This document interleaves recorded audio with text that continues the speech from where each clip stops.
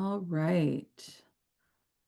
Okay, hello everyone, and welcome to our program. Apologies for starting a couple of minutes late. My name is Lisa Versace, and I am the Programs and Engagement Manager here at the California Preservation Foundation. For those of you who may be new to CPF, we are a statewide nonprofit providing leadership, education, and advocacy to protect California's diverse cultural heritage and its historic places. Our work is made possible through the generous support of our members, donors, and sponsors, and in particular, our education sponsor, Wish Janney Elstner Associates. We're so glad you're joining us today. Our program is featuring guest speaker Brian Clune, author of Haunted Southern California and several other Halloween appropriate titles, including Haunted Northern California, Haunted Route 66, Dark Tourism, and over 10 more as of my count this morning. He may have written one in the interim, I'm not sure. I'll drop a link to purchase today's book from the publisher. You can also find several of his other titles there, as well as, of course, on Amazon. Brian will be further introduced in just a moment by our moderator, Helen Taco, Director of Architecture at GBX Group LLC, and a member of CPF's Education Committee. And before we dive in, just a quick note to please feel free to send in your questions throughout the session. If you have them for Brian, you can do this using the Q&A box at the bottom of your Zoom screen, or if you're more comfortable with it, you can use the chat as well. Following a brief presentation by Brian, we will jump right into Q&A. And with that, I will hand it over to Helen to introduce Brian. All right, thank you so much, Lisa, and welcome everyone. I'm Helen Taco, and I'm delighted to moderate today's very special Halloween conversation as part of CPF's Preservation in Print series. Today, we'll explore some haunted stories and locations from across the state with author Brian Clune. Brian is a longtime paranormal investigator whose work uncovers the mysterious side of California's past. For more than 25 years, Brian has explored and documented investigations across the state, revealing stories where history and the supernatural meet. Known as the Paratraveler, he leads curious explorers through real investigations, lectures around the country on paranormal topics, and teaches a course called Exploring the Paranormal. He continues to write for the History Press, bringing California's haunted heritage to life through his books and talks. Brian, we look forward to hearing about your experiences and why these stories continue to captivate us. I'm looking forward to your presentation. And with that, I will turn it over to Brian. Well, thank you so much for that. I do appreciate it. And one of the things that I joke about as far as my books go is that I trick people into learning about history by writing about ghosts. And it does actually seem to work fairly well. The way I look at it, being a paranormal investigator is actually nothing more than investigating a piece of the history of any certain location. And my team, Planet Paranormal, one of the things that we have always been very keen about doing is trying to help locations stay in existence. We all are very history oriented. We kind of consider ourselves historians first, paranormalists second. So when I had the opportunity to speak today, I was actually rather excited about it. And we don't deal with just preserving the locations in California, but we actually will go around the country trying to help locations bring awareness to them and things like that. As a matter of fact, one thing right now, one of the local papers has asked me to write a story about the USS Lane Victory here in San Pedro, which is an extremely historic victory ship. And we're trying to bring more attention to it to kind of help keep it afloat, as it were. So I thought it might be fun to deal with a couple different locations and play some actual ghost voices for you guys. The two locations I picked and one of them is in haunted Southern California. The other is in my haunted Northern California, but it technically is in Southern California. And as we were talking before the show started, I'm only going to mention this once because I don't want to be killed by people who live in San Francisco.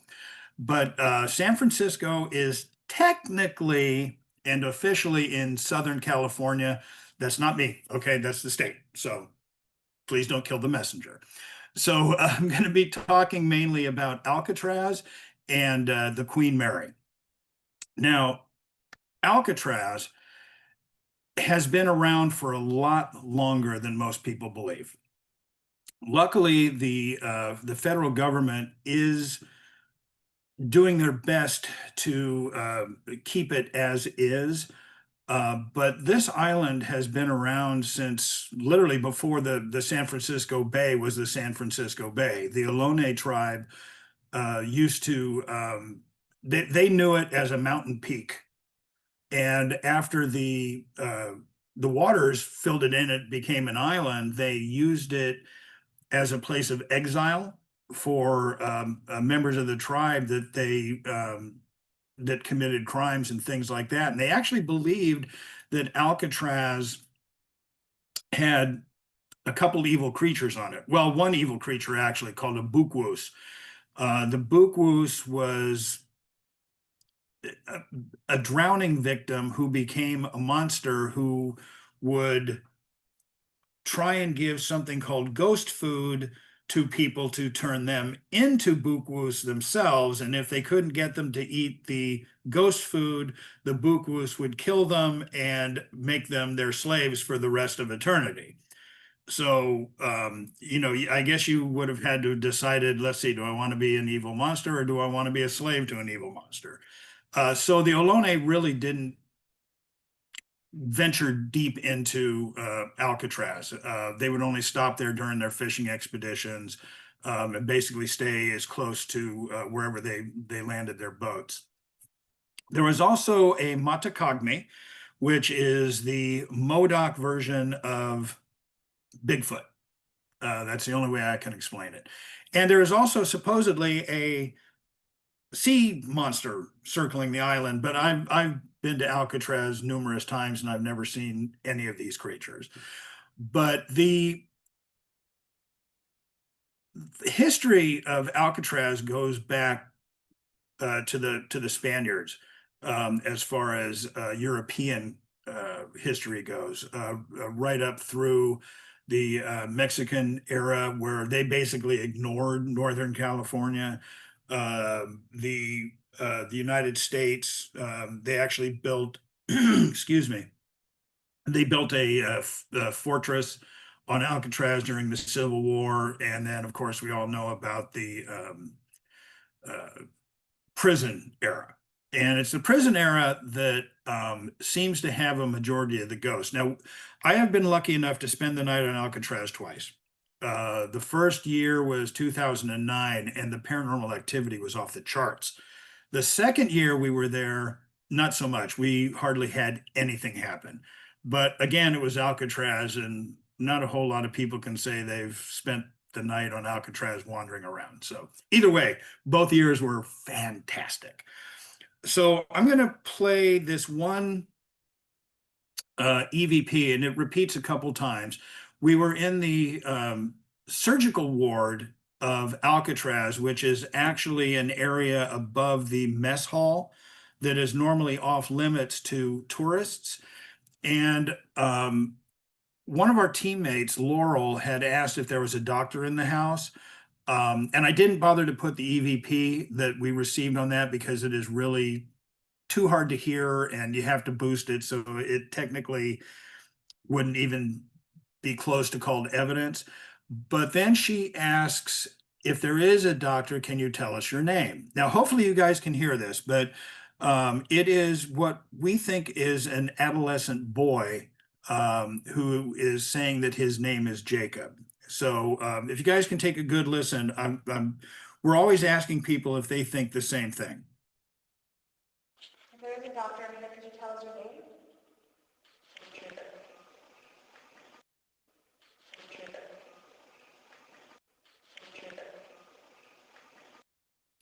So hopefully you guys could hear that. And when I finish with the presentation, you know, if anybody wants to kind of confirm that, yes, it does sound like a small boy, please do, because this is one of the things where all of us heard it. And this is EVP for anybody that doesn't know the difference between an EVP. EVP stands for electronic voice phenomena. And this is a voice that you couldn't hear at the time you were there. Now, some of the other ones I'm going to be playing from the Queen Mary are actual audibles that we heard at the time that we had been asking questions. So that's the difference. This was an EVP, however. And the following year, we were in the same area and actually caught the same, what we believe is a child. And we asked if there was somebody still here, and it was a single word, Jacob. So that was kind of cool that we got the same voice 2 years in a row. Now, this one is in a Sally port down on the lower end of the island. Now, my team is the only one so far that we know of that has actually investigated this area. And underneath the Sally port is the original prison, per se. And this was back in the Civil War days.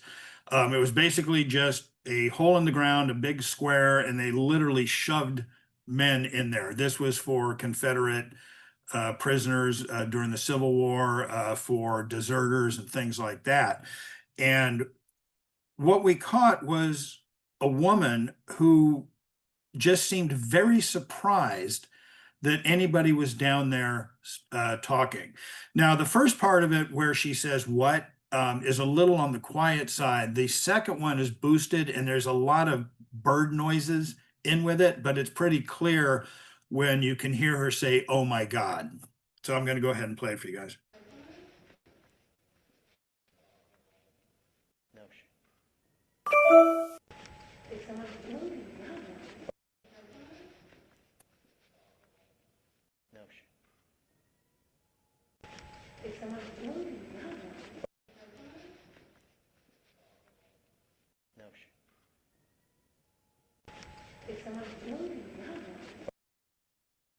Now, I do apologize because EVPs are generally very quiet.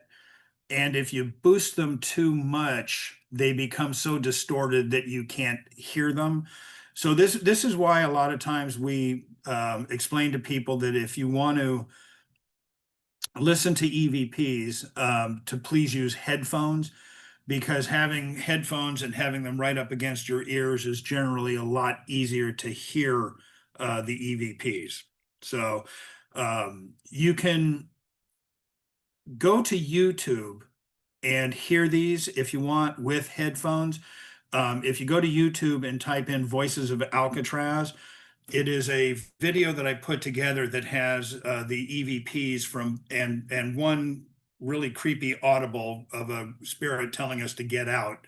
And you can hear them with headphones if you watch the video that way. So moving on to the Queen Mary, which, by the way, is my most favorite haunt on the planet. My team actually had an office on board. So we were down there pretty much every night of the week when we had the office. So I probably have 5,000 to 6,000 hours of investigating on the Queen Mary. Now, this might sound a little bit odd, but some of the ghosts actually have become friends. If I know that sounds weird, I was down in the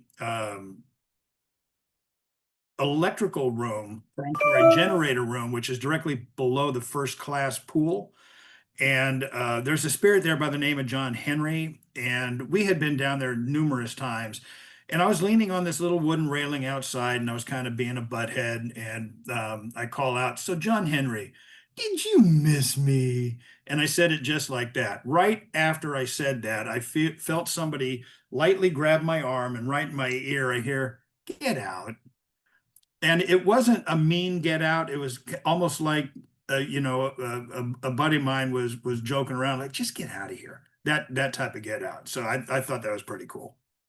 But what I'm about to play is an audible of Jackie screaming no. Now, Bob had been trying to get her to call him Uncle Bob for probably a good 5 minutes, maybe longer.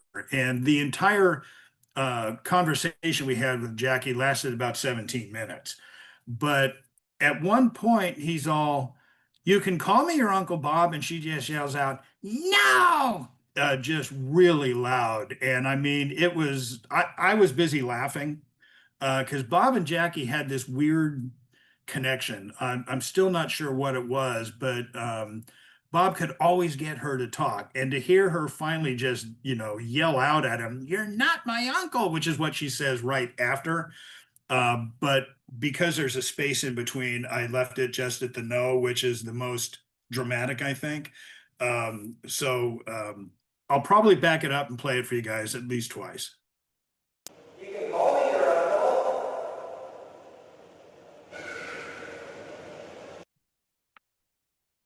You can call me your uncle. You can call me your uncle.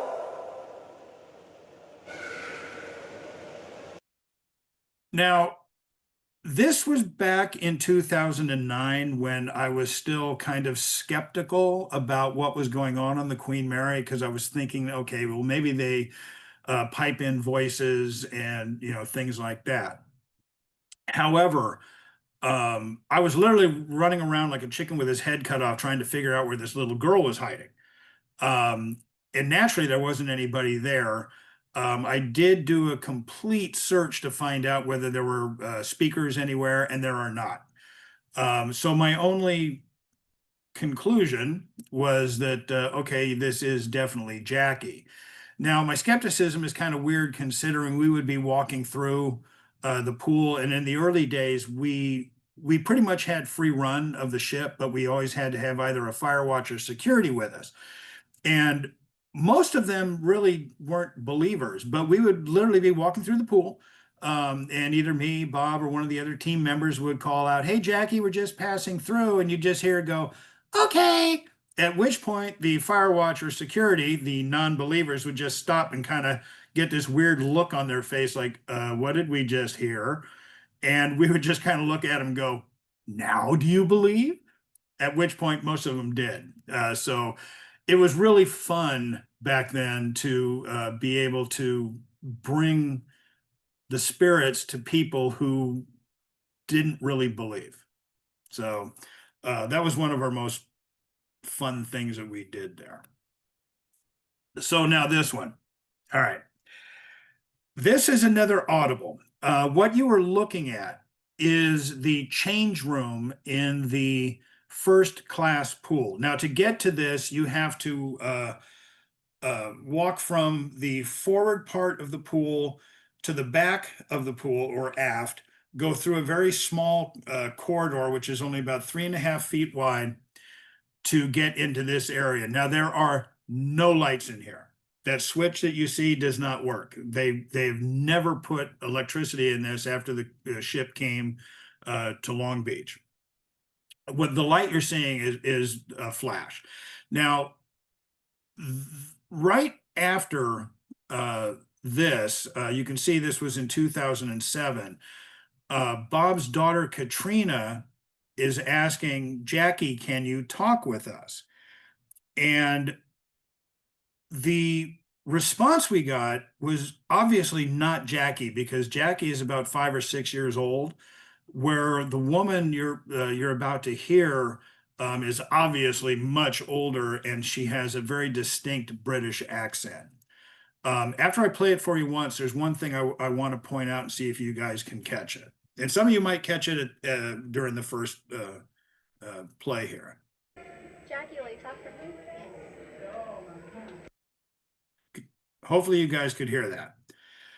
Now, right after Katrina says, Jackie, can you talk to us? And just before the woman says, no, I can't, there is a deep guttural no that I have listened to this particular audible 20, 30 or more times and never heard that guttural no until my wife pointed it out when I was putting together another PowerPoint for a thing I was doing at the Huntington, which really surprised me because she's still a non-believer most of the time. And by the way, we actually call her, her nickname is Ghost Repellent, but we won't go into that. So I'm going to play it for you a couple more times and see if you can pick out that guttural no, just between the two voices. Jackie, will you talk for me?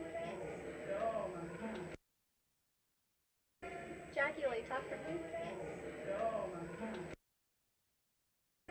Jackie, will you talk for me?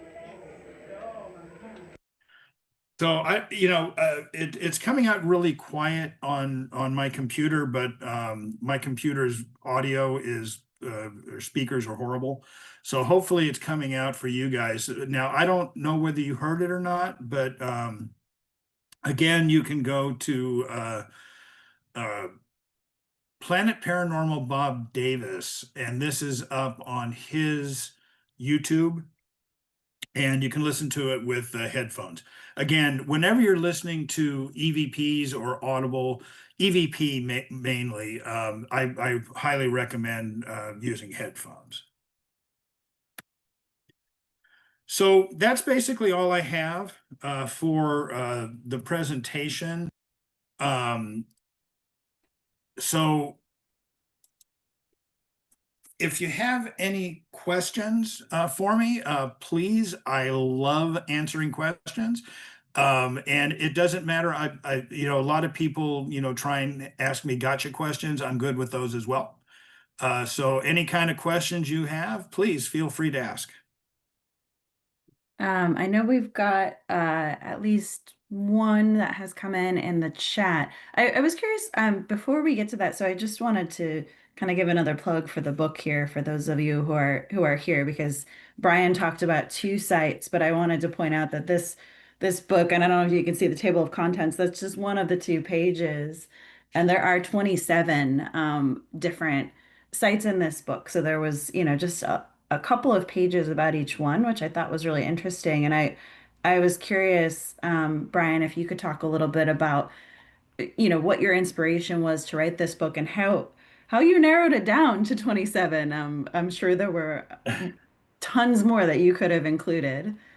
So the inspiration was actually my publisher. They had contacted me, and normally the history press dealt with like single location books and very small area of a particular state or county, and they had been thinking about expanding. So they had actually called me and said, "Hey, would you be interested in writing a couple books for us, Haunted Southern California and Haunted Northern California?" At which point I was like, "Absolutely." So then I started doing research on different locations that I had always been fascinated with. Now, naturally, the Queen Mary was a given. That was like, okay, yeah, that's got to go in there. But then, like the Arboretum, the story behind the ghost of the Arboretum is a kind of a strange one. So it was an African American gentleman who passed himself off as a Native American, and I don't want to go into the whole story. It's just it was just like, wow, I need to put this in the book. And then a couple people were asking me, well, what about Disneyland? And I have a friend of mine who is one of the Carradines, and he wrote a book called Disneyland After Dark. And Disney threatened to sue him unless he took the name Disneyland off the book. Now, what he did was brilliant. He put a red line through Disneyland and called it the Park After Dark. All right. So I'm like, okay, I have some friends that work for Disney, and I got some stories from them, and I put it in there. And then my publisher's like, "Oh no, we don't want Disneyland in the book." And I'm like, "Oh, come on, they cannot sue you. They're publicly traded." So it almost took an act of Congress to keep that particular chapter in there, but they realized it. And I will never write a chapter where I am hurting a location. I want to have nothing but respect for the places I write about. And there's a few reasons for that. One, it's not my place. I'm just trying to give, historical facts and things like that. And if the location is unhappy with what I write, then my publisher is unhappy with what I write, then my readers are unhappy with what I write, and then I am unhappy with what I write, because if I don't have readers or happy readers, then I have nothing. I write for my readers, not for myself. Um, so that was the inspiration for those two books, and also for my California's Haunted Route 66. My acquisitions editor had contacted me, strangely enough, while my wife were on Route 66 in Arizona, and said, "Hey, would you be interested in writing a book about California's Route 66?" And I'm just like, well, considering where I am, yeah. So, it's really kind of nice that my publishers have enough faith in me that they come to me rather than me having to come to them all the time. Although that still happens. My acquisitions editor, every time I call her and say, "Hey, would you guys be interested in this?" She just laughs. She goes, "Brian, you do know you have about 80 books that you want to write for us, right?" Just like, okay, just put it in the queue. So yeah, it's a lot of fun though. So we've gotten a couple of questions that came in that are site specific for the ones that you talked about. Somebody asked, "What is the history of the Queen Mary ghosts? Do you know how they died?" And same question for Jacob on Alcatraz. I'm sorry, you kind of broke up on Oh, that. Can you? sure. So let me try again on that. Hopefully, that's not my internet. The history of the Queen Mary ghosts, if you know their stories and how they died, and then the same question for Jacob on For Alcatraz. Alcatraz? Okay. Yeah. So as far as the Queen Mary goes, there was and I'm not really big on psychics, just because of the fact that, let's just say I have a friend who said that she didn't have a psychic bone in her body, and now she says she's a lifelong psychic medium. So, but there was a very gifted psychic by the name of Peter James who said that there were at least 600 spirits on the ship. Now, I personally think there are a lot more. The Queen Mary on October 2nd, 1942, cut the HMS Curacao, a British light cruiser, in half. And because she was under orders not to stop, the over 300 British sailors got sucked up under the ship and got chewed up by her propellers. Now, I know that's a little gruesome, but you have to imagine that some of those men are probably still on board. We have heard British sailors on board. The ship, when she was turned over to the United States or loaned to the United States, taking troops from the United States and Canada over to the battlefields in Europe, on the way back to North America, she would have war wounded, and a lot of those men passed away. You had men in the early days of the war coming from Australia, New Zealand, and Singapore, who, because the ship was designed for the cold North Atlantic, there were not adequate fans, no air conditioning, and a lot of them would actually passed away from heat stroke, especially when they were being delivered to North Africa. Now, some of the spirits, yes, like Jackie. I do not have a definitive answer for where Jackie came from, but because I love doing research, I went back through Ellis Island. I went through the war records to find, because Peter James stated that her name was Jacqueline Turin. So because I could not find any kind of record, my assumption was that she was part of the Bride and Baby cruises, which took place during 1946. Now, she was 5 or 6 years old which means she was born most likely before or very early in the war. With a name like Turin, I am assuming that both her mother and father were most likely either Belgian, Holland, French, and that she was probably traveling under her biological father's name while her mother was still traveling, or was traveling under her new married name, because if she was part of the bride and baby cruises, that meant she was coming from Europe over to either the United States or Canada. But we know she exists because she is very vocal. There are Dana and Penny. Those two poor girls were killed by their father during a transit in the early 1950s in room B474. He killed his two young daughters, killed his wife, and then killed himself in that stateroom. We know that there is a prostitute who had been killed in one of these small cabins on the aft end of B deck. The lady in white, we're actually not sure of. Yes, it doesn't every haunted location have a lady in white. We do know that Second Officer Stark is still on board. He's the one who drank tetrahydrochloride, thinking it was gin, which wasn't a good thing for him. Captain John Treasure Jones is still on board, probably trying to figure out why there's a big hole in the side of his ship showing the propeller. John Mackenzie and John Petter are both on board. They're the spirits of door 13, which, by the way, the door 13 that you walk past now on the ship is not the original door 13. Door 13 is inaccessible because of its location. So somewhere back in the 80s, they just decided, hey, let's make door 13 here.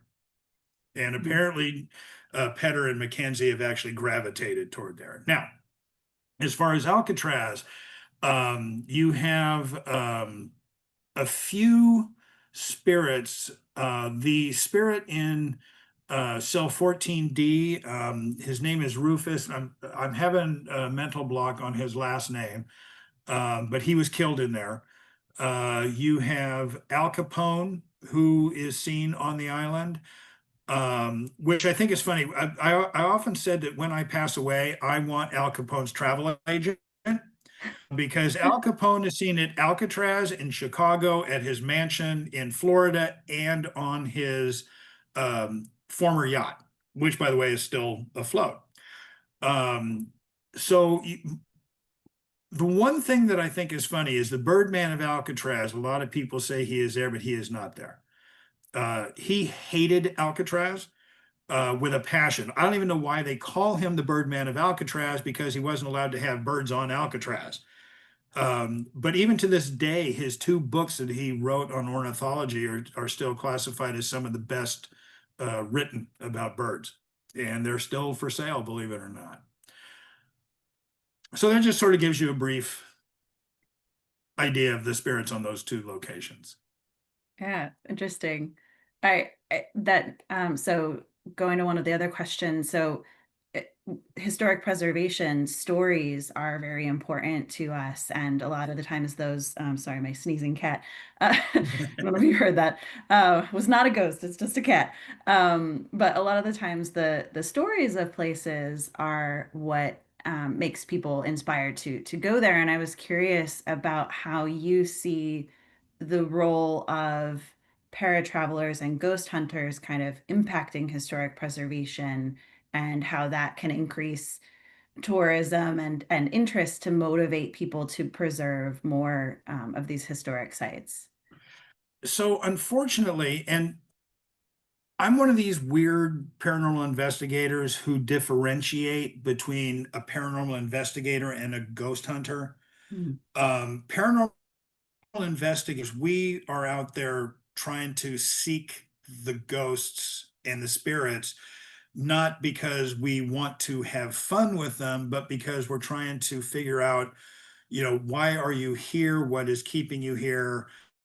And is there anything we can do to help your situation? Where ghost hunters all they want is a scare, right? They're there to go, ooh, and they don't really care what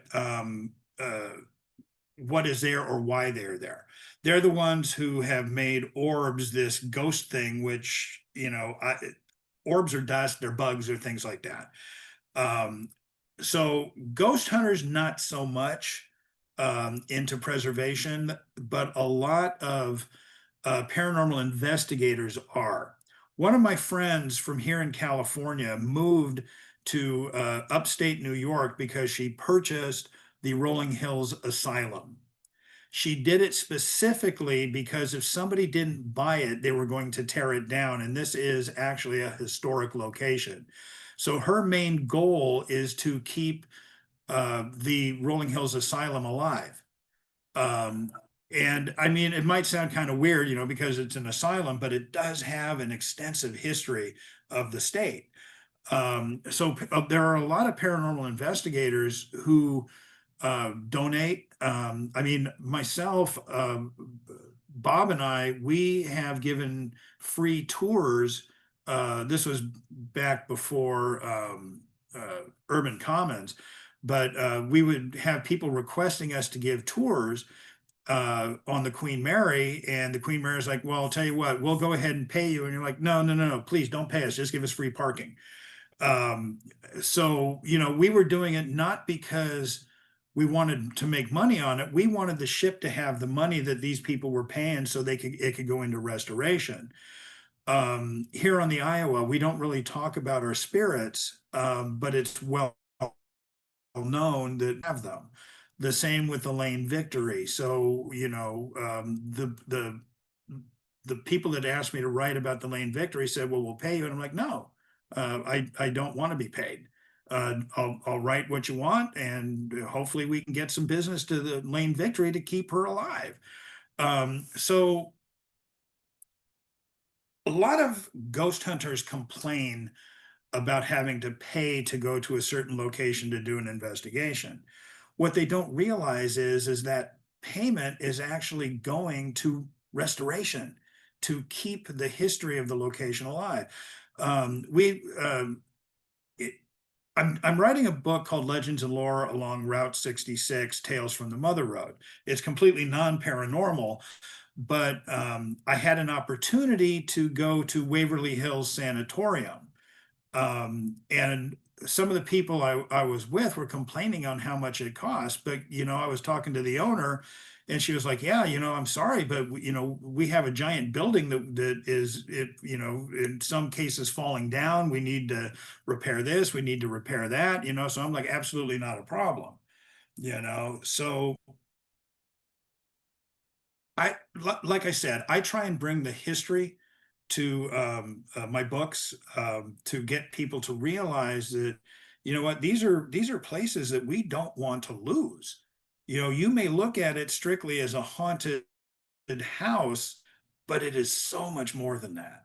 And if you'll notice, most of the places I write about are extremely historic.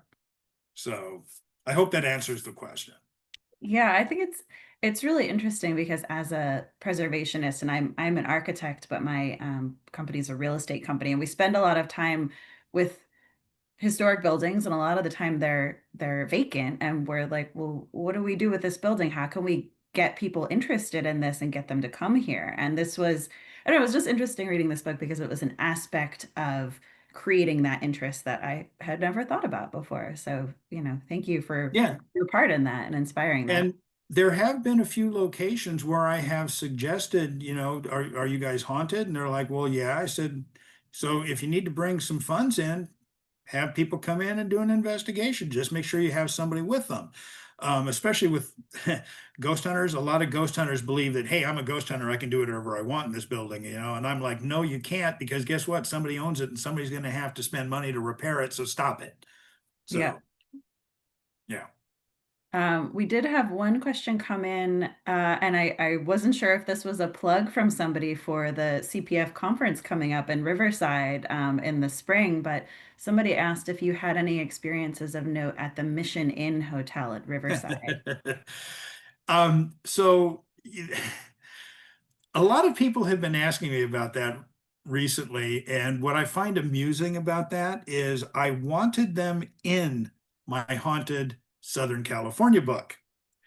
However, at that time, they told me we're not haunted. We have never been haunted. We don't want to be known as haunted, so please do not write about us.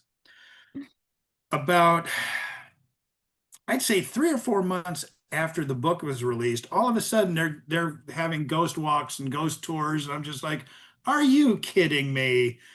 Um, so no, unfortunately, I do not have any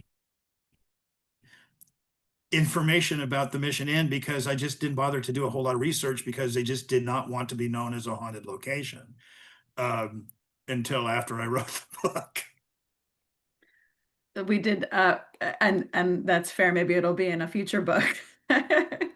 There is a possibility because the um, a lot of people have been asking me if I have any books specifically about the Inland Empire, Riverside, Orange County, and things like that. And I don't, but I am starting to do research on that. I have so many books right now that I need to get done. As soon as I'm finished with this Route 66 book, I have to start on a book about Waverly Hills. I'm sorry, not Waverly Hills, the Winchester House. That one's going to be interesting. I have to figure out a way to make both history happy and the Winchester Corporation happy, Hmm. which is not going to be easy because everything we know about the house and Sarah Winchester is wrong. So Hmm. that's where I'm going to have a little problem, but I'll do it. I'll get her done. So, I'm curious about that one. To keep an eye on your future books that you have coming out.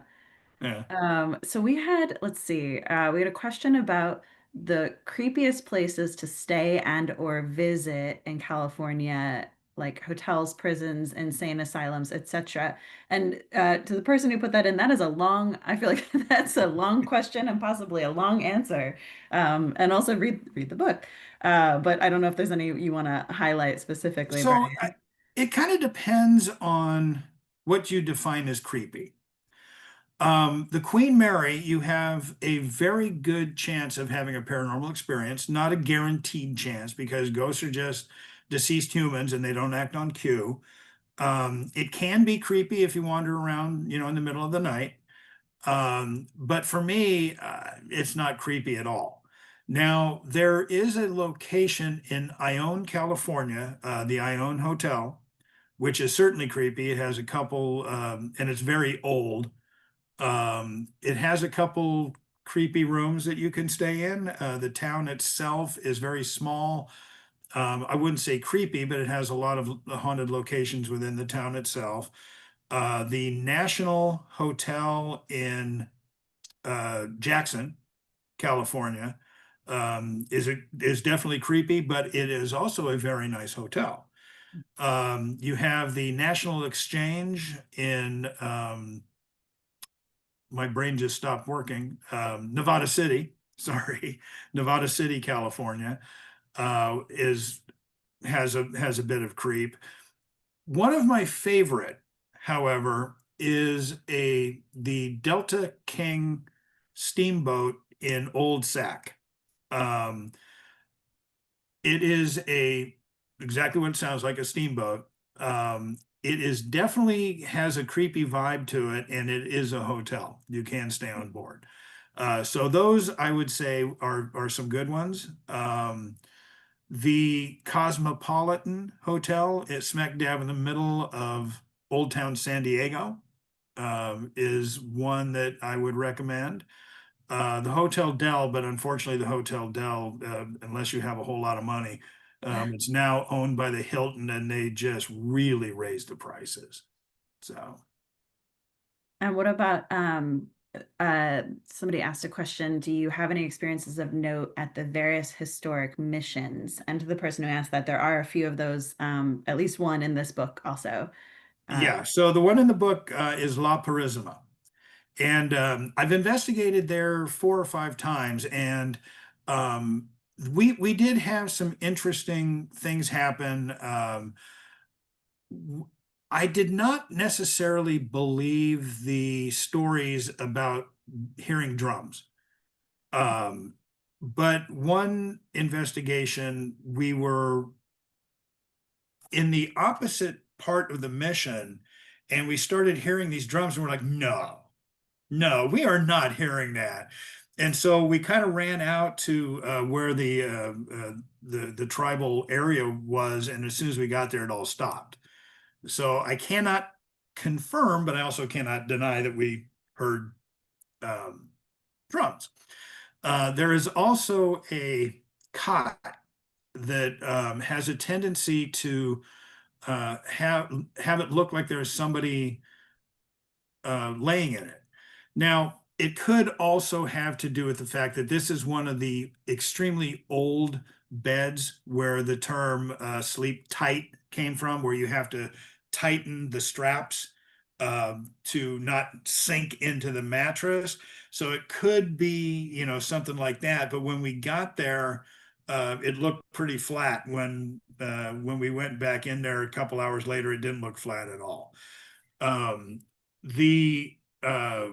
The mission, the Carmel mission, is in my Haunted Northern California book. It has a very haunted reputation. As a matter of fact, I believe there's two missions in the Haunted Southern California book. The other one is Capistrano. Oh, yes. Yeah. So, yeah, which also has a very haunted reputation. And I had that confirmed when I was down there to take pictures for the book. So Capistrano, if anybody wants to go down there, I highly recommend it. Spend the day, go into the mission, walk the old section, and just have some fun. If anybody wants to go, let me know because it's on my list as well. I'm in North County, San Diego these days, and I have not been to San Juan Capistrano yet. So there's several of these spots I would like to check out. So if anybody wants some some company. One thing you might find interesting being in the San Diego area, one of the pictures on the back of my Haunted Heart of San Diego book is the Fort Rosecrans Military Cemetery, which I did write about in the book, which was very bizarre because my parents are buried there. Oh, so wow. The whole time I was writing the chapter on that cemetery, I just kept picturing my mother and father standing next to their gravestone going, "You better be doing a good job." It was just like, okay, all right, Mom, sorry. So I'm seeing a couple more questions coming in. I really like this question. Actually, have you ever been to a place that is supposedly haunted and been completely unconvinced yourself?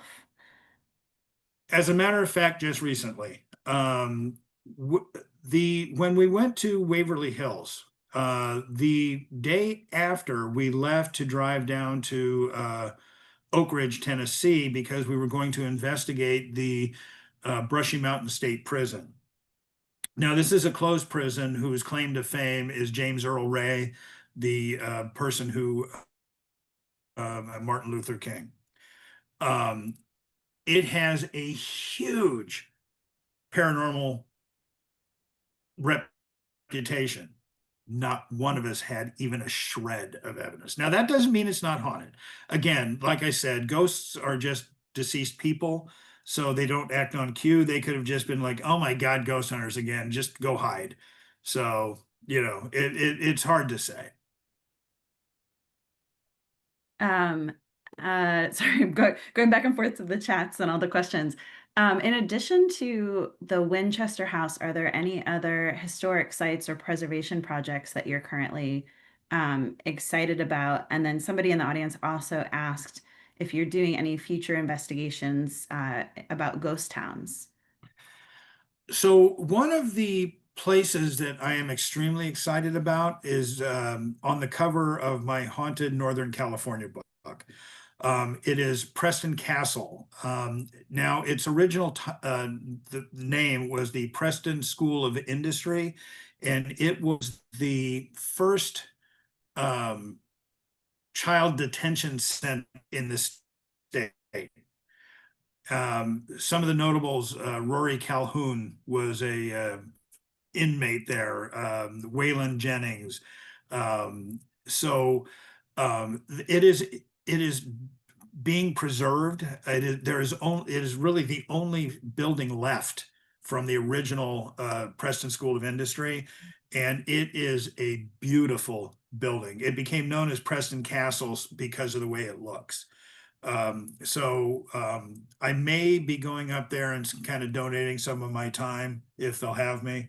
And I really want to see it survive. As far as investigations of ghost towns, I don't know about ghost towns, but I do try and set up 2 to 3 investigations every year for novices who just want to give it a try and see what paranormal investigating is like outside of television, because they're not even close. So if anybody is interested in possibly, doing an investigation, the best way to find out if you are on Facebook and the profile picture is a toilet or a ghost coming out of a toilet. That is a story for another time. I think did Lisa, did that break up a little bit for you, or was that my internet there? It broke up a little bit for me, but I think it caught up to. Okay, just making sure we didn't miss an important part of the answer there. Let's see, we've got about 5 minutes left. What do you think, Lisa? 1 or 2 more questions? Yeah, I think if we jump into a couple more, and Brian, if it's okay with you, we do have probably 4 or 5 total. We may not get to all of them. Could I email you a couple of them to respond over the next week or so? Absolutely, and I'm not in any hurry. You should know that I will keep talking as long as people are listening. All right, well, we'll try to end around 1, but good to know that we're not beholden to Okay. 1 o'clock exactly. Wanted to make sure. Okay, then I guess let's keep on going, and thank you everybody for the great questions. And you all probably saw in the chat, but this will be recorded, and there will be a recording shared after this as well. Somebody asked, actually, this question came in a little while ago, what equipment you use to capture EVPs? So EVPs is basically using just a relatively cheap digital recorder. A lot of people buy these really expensive digital recorders to try and get, ghost imprints. But we have found that the cheaper models with their cheaper components tend to work better because of the inherent white noise of the cheaper components. So I always recommend that you buy a relatively cheap digital recorder, but make sure it is one that you can download onto your computer. So it has to have a USB, USB-C, or something like that. Once you get it onto your computer, you can download Audacity, which is a free audio analyzer. So that and old tape recorders work beautifully, believe it or not. And again, I think that's partly because of the inherent white noise that can be found on the tape itself. Interesting. We've got an old tape recorder sitting around here somewhere, so. There you go. So what is the newest site that you've seen activity at? And I'm assuming they probably mean the youngest site, whoever put that question in. It was actually a home case, so I'm not really going to go into it because we don't divulge, information about home cases. But it was a condominium that was only about 2 years old, and we had done a bit of research before going in to find out whether there was any kind of tribal activity on the land or things like that. As far as we know, there wasn't. So we're not really sure where the spirit came from, but he was there. Interesting. Somebody asked on the subject again of haunted hotels, if you have any experience with or knowledge of the Brookdale Lodge in Northern California. A little bit. My sister actually lived in Felton, which is right down the street from Brookdale. And when I was doing research for the book, I had gone up to Brookdale to talk to them. And the hotel itself is not really haunted. It was the restaurant that actually had the stream running through it. And it's unfortunately still not open. They're going to try to get it reopened, but that is where the all of the paranormal tales come from, was the restaurant that was there. Interesting. Then there's a two-part question. Are ghosts simply the souls of departed folks, or are they angels, in quotes, that want to have some influence, good or bad, on the material world, or are they something else? And in your experience, do ghosts or spirits appear as visual apparitions in combination with paranormal sounds, or do visual ghosts and audio ghosts always occur independently? It's a long one. So I would imagine it's a little bit of all three. Angels, if they want, they can, come down and manifest themselves. Probably obviously a lot easier than a spirit can. Is a ghost a soul? That is a question that paranormal investigators have been wrestling with for a very long time. For those who are of the Christian faith, they could be. And I'm not going to deny that it's very possible. I'm a Christian myself.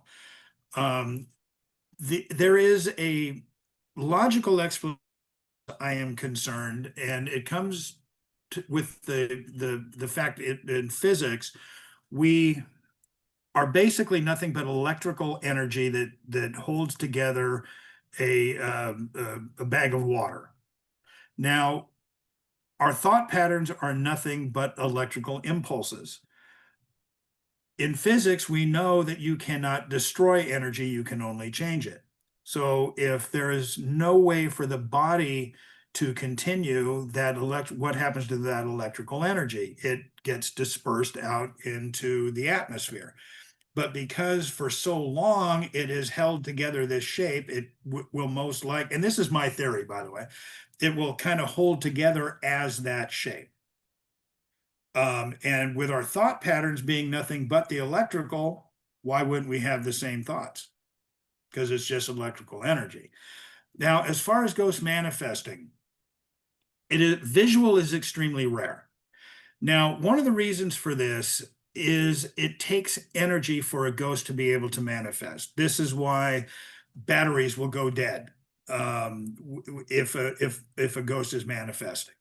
The amount of energy required for a spirit to actually become visible is enormous. Now, one of the things I get a kick out of with TV, on TV, oh, there's a cold spot. Oh, look at the EMF spiking.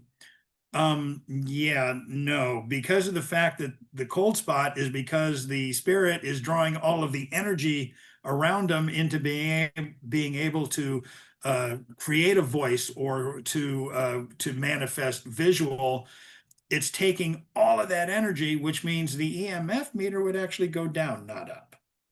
So it is possible, and I have a feeling, and again, this is just my thought, that the older the spirit, the more powerful it is because it has figured out how to draw in that energy to be able to manifest.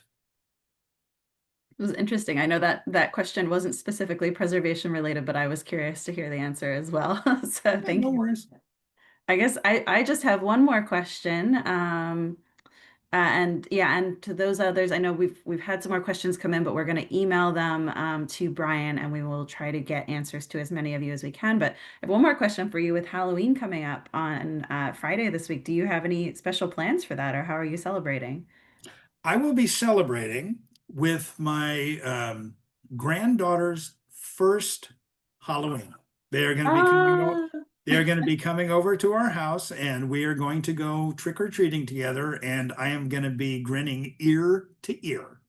So I am really looking forward to it. What are your costumes? What's her costume? I have no idea what her costume is going to be, but I am part of a historical group We do living history, and we go from Golden Age of Pirates up to World War II. And I love my authentic pirate garb, so I am going as a pirate. That's And I may fantastic. even do talk like a fake pirate.